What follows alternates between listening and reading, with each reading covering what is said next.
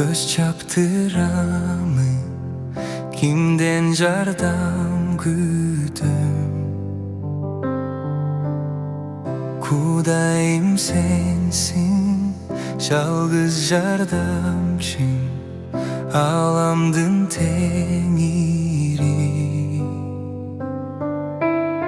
Sen maga gereksin, maga oy beresin, sığınım sağa. Men seni gütümün, men seni süyümün, menin teng'irim.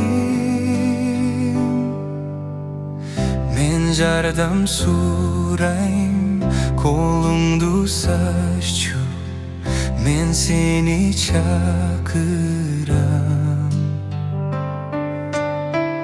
Жалынам теңир, жанымда болчу, о менин кудайым.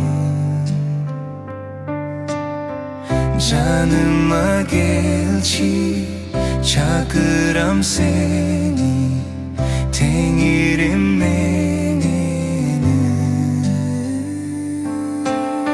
Sen maga şaştın, menin kudayım, alamdın tengiri. Sen maga gelesin, kuch kubat beresin, menin tengirim.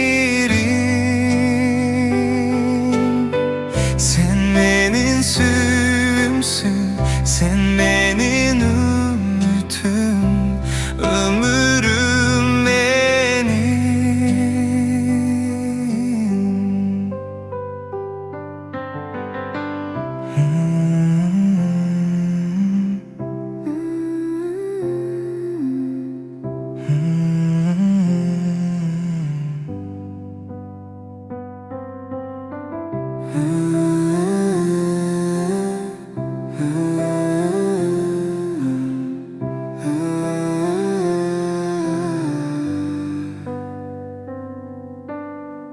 Men to tarafga göz çaptıramı, kimden jardam gütüm.